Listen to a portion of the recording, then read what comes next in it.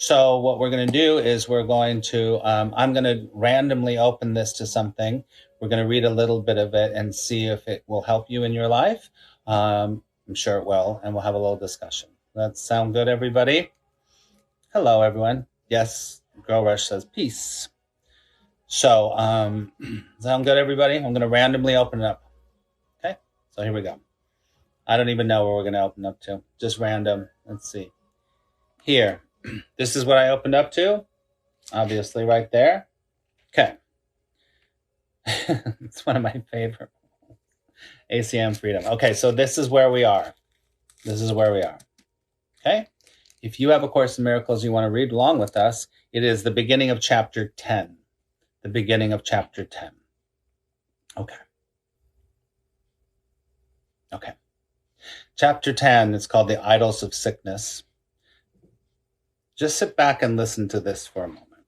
You'll love it.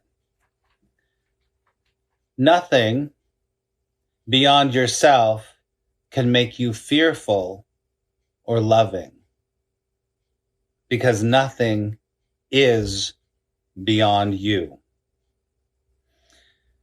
Let me say it again. It's one of my favorite lines in the Course. Nothing beyond yourself can make you fearful or loving, because nothing is beyond you. Take a deep breath. So, in the illusion of this world, you're always being told that it's all the external things that are happening that are causing you to be fearful or to be loving. For example, when everything's going great outside, you feel loving. When everything's going to hell outside, you feel like crap, right? That's called conditional living. But he's saying the complete opposite here. He's saying, listen, nothing beyond you can make you fearful or loving, because nothing is beyond you. Think about that for a moment.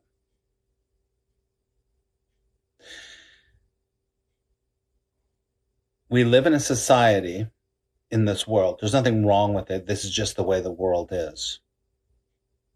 We're taught constantly that we have no power, that we don't really have power about how we feel, that we don't really have any power about how our experience is going to be in the world or in life, right? And we're constantly told that it all depends on outer circumstances. That is completely the opposite. Because nothing can ever, it's kind of like what we talk about the trolls here, the troll farm, whatever.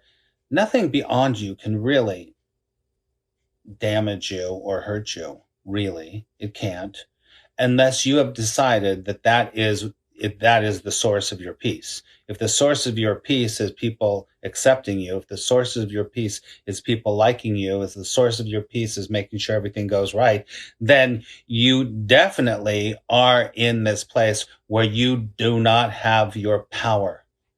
You do not have your own power. So nothing is beyond you, because it's all based on how you are seeing it and how the meaning you're giving to it. Thank you for the mic, Scotty. So nothing beyond yourself can make you feel or loving. So what we do constantly and all the time is we go, oh, someone doesn't like us. I got to make sure that I defend against that. I got to work up my defenses. I got to think about all that I can say to stand my da-da-da-da-da.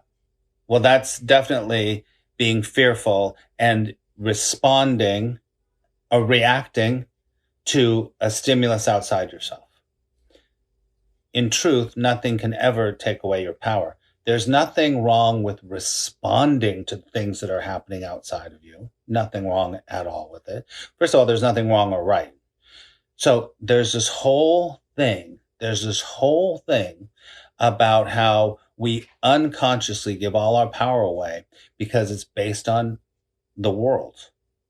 That is a recipe for misery and suffering.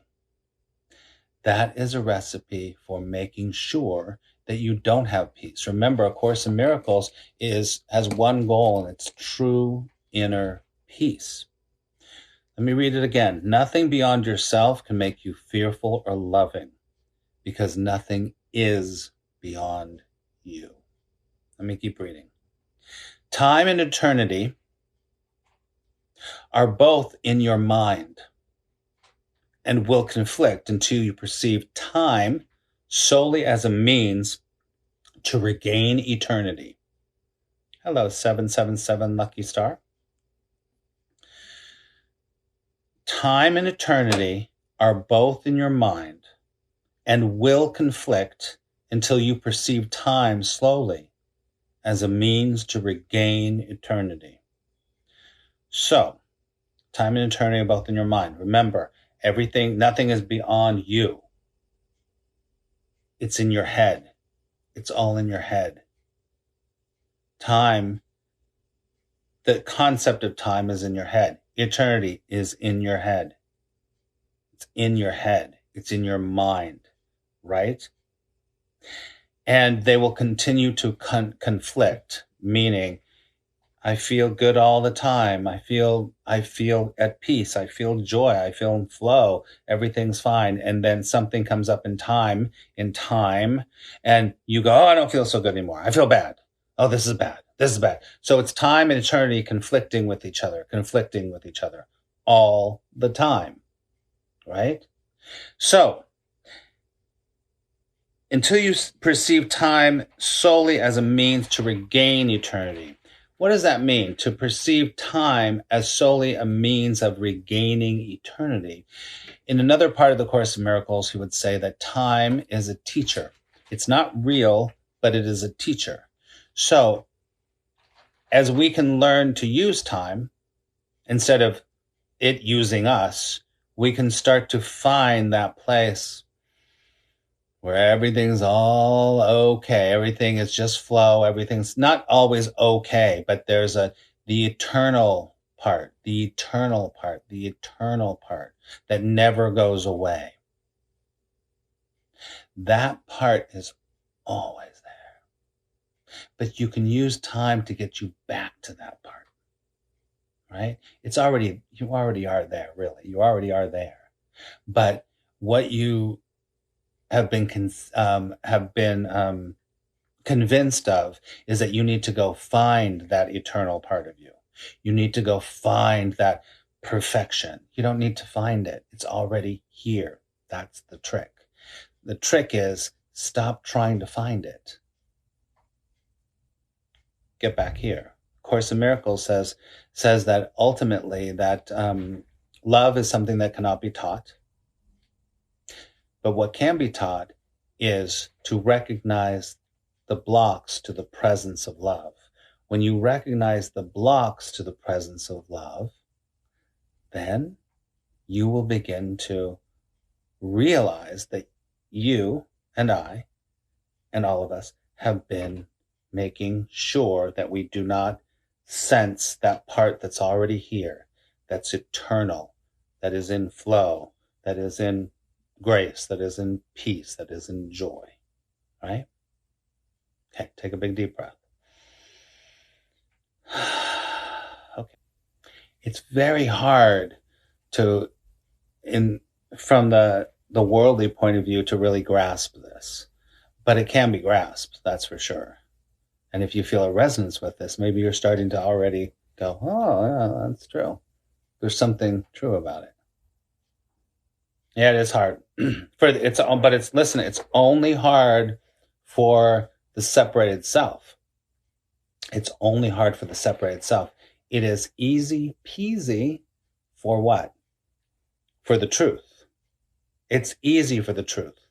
It's very hard for the separated self or the ego to get this.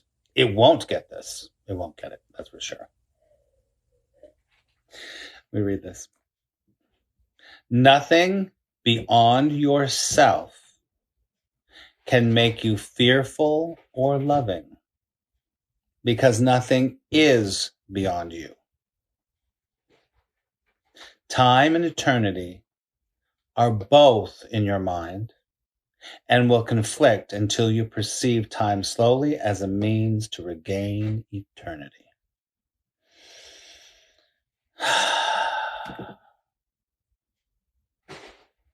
Okay.